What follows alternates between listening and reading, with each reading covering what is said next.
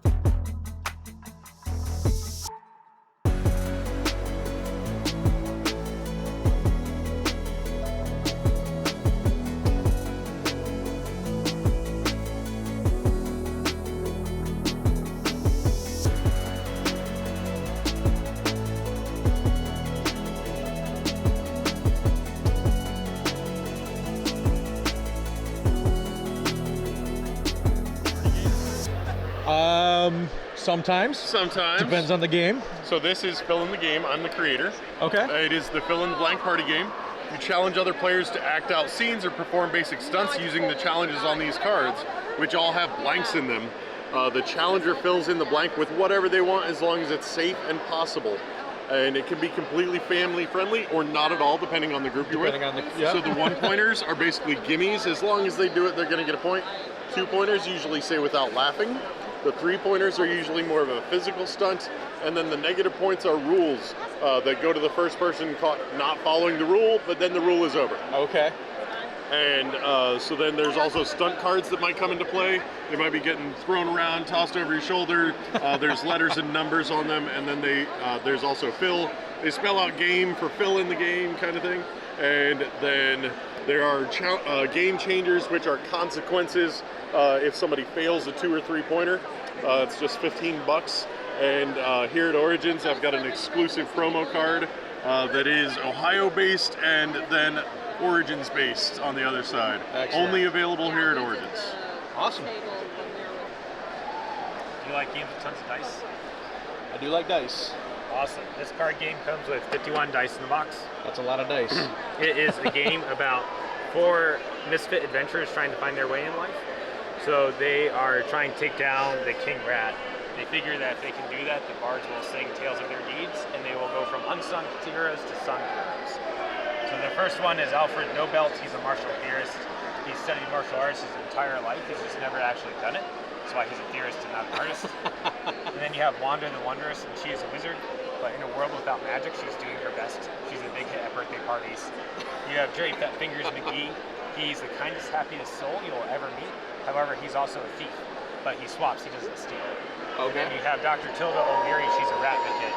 Whereas the others are trying to get the King Rat, she's trying to save the King Rat.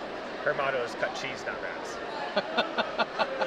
So it is a card resource management game where you start off with 7 cards in your hand. You can play as many as you want to win the round, but you only draw 2 at the end of the round. The cards will either give you static abilities or dice. So for instance, if you play this card, the red square corresponds to the red square, and your score will be a 3. But then if you play this card, you add them together, and now your score is an 8. Whoever has the highest score at the end of the round wins the rat. You fight through 4 rats, getting minor power-ups and treasures along the way. And then the last round is the King Rat, and whoever beats the King Rat wins the game. Cool. So I've seen it. You don't have to win the rats to win the King Rat and win. And I've seen it before where Tilda actually lost every single rat and beat the King Rat, so she won. So it gives you a few options for play. It does, yeah. Nice. So Alfred is very simple but strong in his gameplay, lots of static bonuses.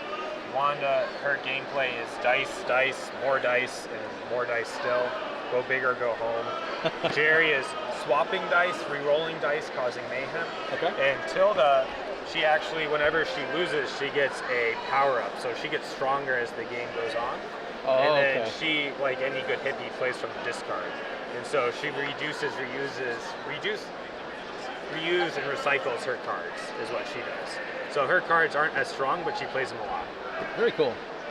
And we also just had, if I could give you this is info on our Kickstarter that just got fully funded last night. Oh, congrats. Thank you.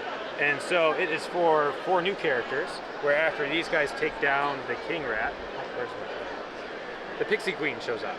So she shows up with all her minions, so on and so forth. And these guys are fighting against her. Same rules, all that jazz. What's kind of cool about it is that you can take Betty and Alfred and play a game with half rats and half pixies with all the treasures intermingled. So it's fully compatible, basically doubles the amount of content. Cool. They all also have unique play styles. Great. Thanks for taking the time to show me. Yeah, no problem.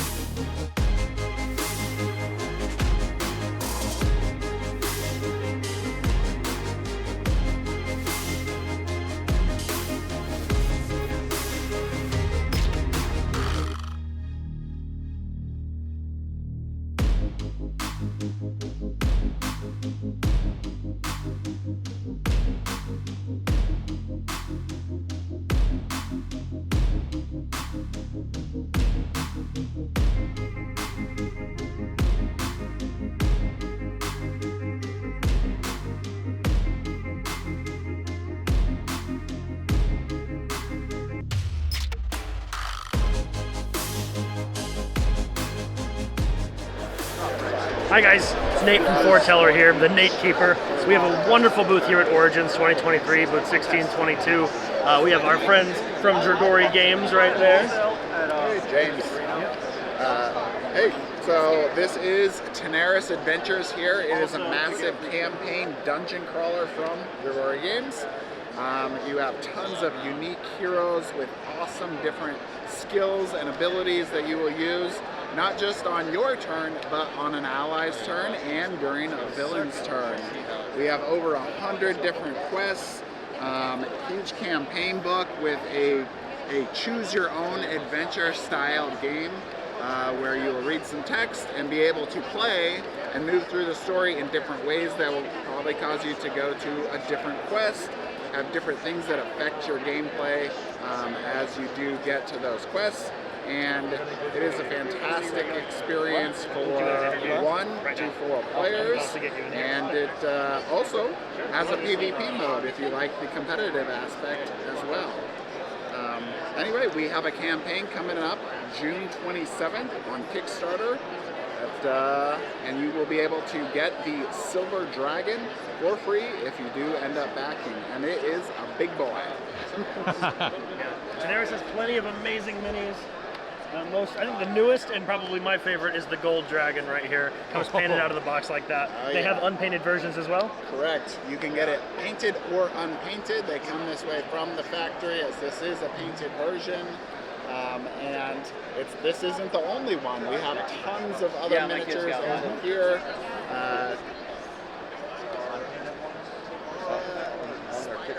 Okay. Sticking tack down. I'll just move the box, it's okay. All of this stuff will be on that picture. Chimeras, undead dragons, fire dragons, ice dragons, shadow dragons, lightning dragons. I mean, you like dragons, this is going to be the thing for you. This is the place to go, huh?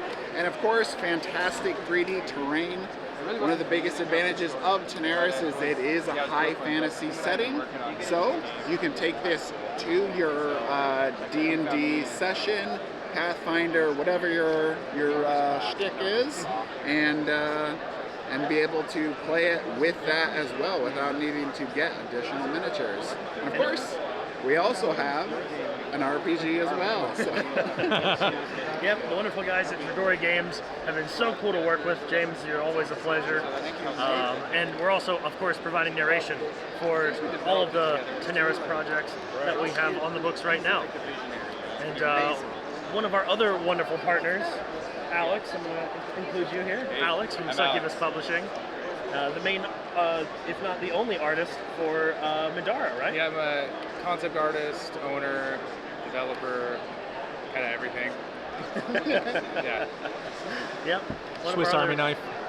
Yeah, so many hats. Yeah, this is all the hats. Yeah. But yeah, we have done, we are currently hosting the Act 1 Midara narration. However, we are currently working on Acts 2 and 3, which I can't say anything right now, but it is so good. Adam let me listen to some of it in the hotel room, and I cried. No, it sounded really good. Yeah. He looks like he's busy right now, but our other partner here at the booth with us, right over there.